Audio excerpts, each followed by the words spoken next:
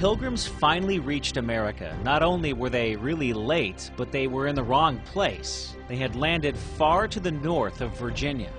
This was a big deal because this was not where the land patent stated they were to settle, and it meant that winter would soon be upon them, and they were low on food and supplies.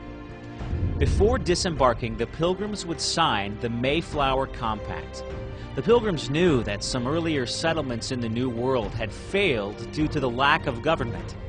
The Mayflower Compact was a social contract in the form of a sacred covenant sworn before God, in which the settlers stated their purpose for coming and consented to follow the rules and regulations of the government for the sake of survival.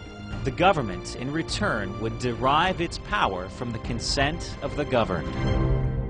The short little agreement is often referred to as the very foundation of the Constitution of the United States and a cornerstone of American government. Future U.S. President John Quincy Adams, who also had ancestors on the Mayflower, would later describe the Mayflower Compact as the only instance in human history of that positive, original social compact. A compact that many believed to be the only legitimate source of government. Some modern textbooks have stripped out the compact's sacred language in order to be politically correct. Find an unaltered copy and read it. While you're at it, read the Declaration of Independence and the U.S. Constitution. Ye are the lights of the world. A city that is set on a hill cannot be hid. Neither do men light a candle and put it under a bushel, but on a candlestick, and it giveth light unto all that are in the house. Let your light so shine before men, that they may see your good works, and glorify your Father which is in heaven. The Matthew 5:14 passage is crucial in helping us understand the motivations of these Mayflower Pilgrims and others that followed. The very first settlers of Massachusetts and those who came after them really thought that they were fulfilling that ideal, and that the new colonies that they would establish in Virginia and Massachusetts and elsewhere in New England would serve as models for a more holy, more perfect civilization. They were not able to fully realize that in England, nor here in Leiden, Holland. Maybe they would in the New World. The Pilgrims set out to create a shining city on a hill. Is that what America is today? I will leave that question for others to debate. But in their lifetime, the Scrooby settlers lived as they taught and as they believed. Their children and later generations, however, lost the zeal for their strict separatist faith and their way of life. And in the process, they lost other things, like peace with their Indian neighbors. But the original Scrooby separatists did succeed in living out the verse from the Bible that says, if possible, so far as it depends on you, live peaceably with all. The Scrooby Pilgrims braved a treacherous voyage and a wild frontier to build a pioneer community of hard-working and faithful people. They remain a shining star in American history. Ours was the first revolution in the history of mankind that truly reversed the course of government, and with three little words: we the people.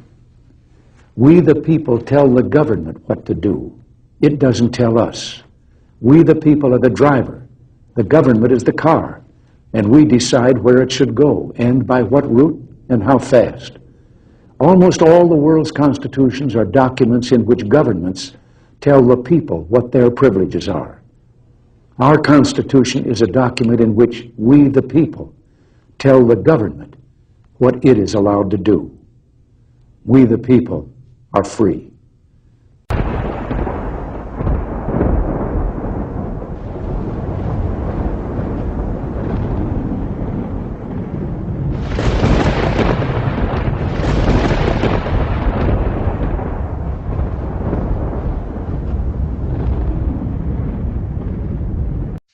Well, I've taken you to Canada, to Guantanamo Bay, but this time it really looks like I've pulled the short straw because I'm here in the Motor City. Welcome to Detroit. It's become a bit of a punchline in this country, but you have to ask yourself, how did one of the wealthiest cities in the country become this? Detroit used to be the city with the highest median household income of anywhere in the country, and now it ranks 66th out of 68. It also has some of the highest crime rates, unemployment rate, and the lowest graduation rates of anywhere in the USA. In a nutshell, Detroit sucks. But why? Oh, that's why. I forgot. Well, to start, it's no secret that Detroit is run entirely by leftists. Every single mayor of Detroit since 1961 has been a liberal. It is the city of entitlement programs. Leftists always tout their policies as a way to help the poor and give our fellow man a leg up. Well, how's that working out for them? And how did it get this way? It all started with Mayor Jerome Kavanaugh, elected in 1961. He expanded the role of government in Detroit to an unprecedented level, particularly under President Lyndon Johnson's presidency with the Model Cities program. What's that? You've never heard of the Model Cities program? Well, I'll show you. Now, the Model Cities program is considered by many to be the first great step in central urban planning. What happened was they pumped $400 million into a 9-mile square radius of Detroit, the area that you see here, in order to make it an exemplary city for the rest of the USA to follow. And of course, that sort of set a trend in motion where Detroit ended up getting hundreds of dollars in every single federal bailout, loan, or grant that you can possibly imagine. Really, Detroit is the poster boy for leftist policies at work. Now, clearly, they didn't succeed in creating a model city. But the government did succeed in creating an entirely state-dependent city, which many people think was their goal in the first place. And that allowed the government to tell people in this city what they could build, where they could build it, which businesses would stay open, which businesses would close. And of course, in exchange for that stringent government control, they promised them things like education, training, health care, more entitlement programs. It smells funny. Speaking of education, how do Detroit schools stack up?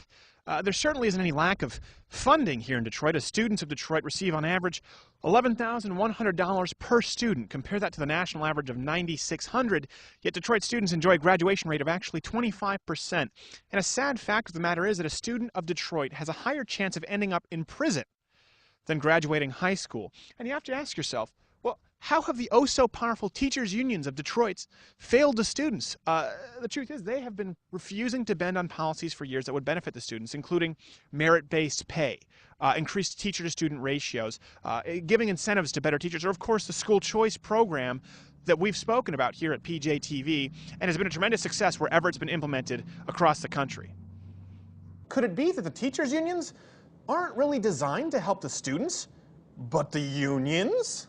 Of course, public education isn't the only place in Detroit where unions get to flex their power. Also, plants and factories like these are what made the big three American auto companies, Detroit, the envy of the rest of the industrialized world for so long. After World War II, cars were being produced rapidly, people were buying, and Detroit was prosperous. Which makes you wonder what happened.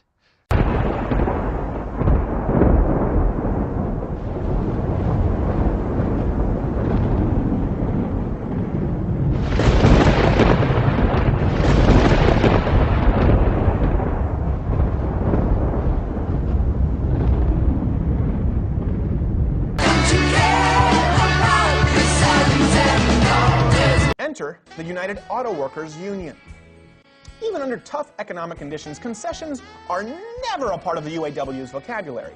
Fully aware of the fact that their company will go bankrupt under these conditions, the UAW still made sure that they received 7 weeks paid vacation each year, maintain job banks, meaning that UAW workers rarely, if ever, actually get fired. They're simply sent to job banks where they are paid nearly full wages not to work.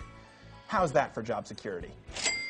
Get their $74 an hour wage in both salary and benefits.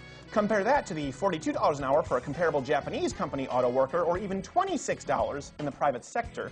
The cost, of course, includes some of the most luxurious healthcare coverage offered on the planet, covering not only hospital, surgical, and drug coverage, but extravagances such as hearing aids and LASIK eye surgery. So with every car you buy, you're paying an additional $1,200 in employee benefits that you wouldn't be paying with the competition.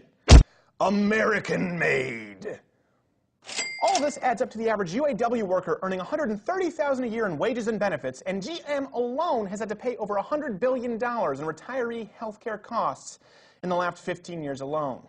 And there's no end in sight, as they only to pay another $47 billion in the near future.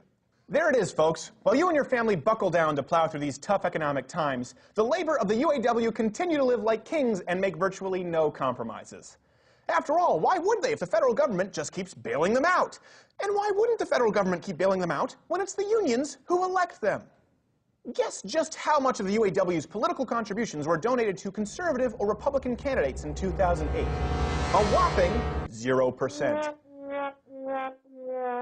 One of the big ironies in all this is that liberal environmentalists support the unions because the unions elect them. But because the UAW labor costs are so high, it dissuades automakers from investing in lower profit margin, smaller cars, so they instead focus on larger vehicles and SUVs. That's right, folks. The UAW is bad for the environment. So the UAW runs the auto industry into the ground, and the teachers' unions run education into the ground. So what happens to Detroit as a whole? Good people leave, poverty rises, and so does crime. Unemployment is at 28% in Detroit right now, and the murder rate is over 5 times that of the national average. Actually, 7 out of 10 murders go completely unsolved. So if you want to kill someone, head on down to Detroit. Not only that, but the average price of a home in Detroit is now around $5,700.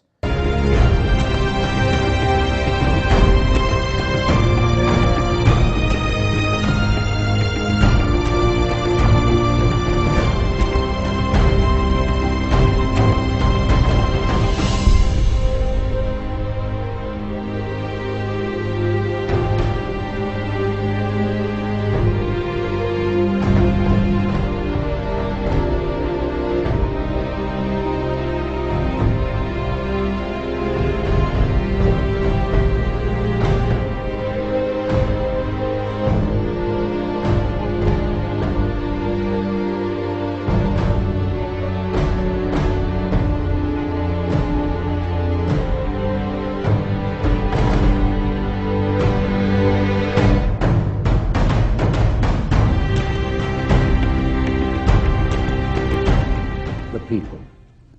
We the people tell the government what to do. Ye are the lights of the world. A city that is set on a hill cannot be hid. Neither do men light a candle and put it under a bushel, but on a candlestick, and it giveth light unto all that are in the house.